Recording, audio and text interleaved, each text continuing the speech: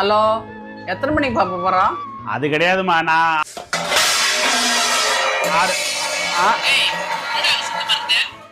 ஏய் என்னங்க சத்தம்?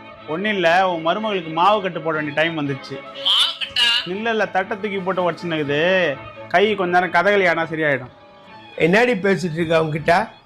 கொஞ்சம் வாய மூடுறீங்களா? திமுரு ஓவர் ஆயிடுச்சு. இரு லைன்ல இரு. சொல்றத கேளுடா, தேவையில்லாத பிரச்சனை ஆயிடும்டா.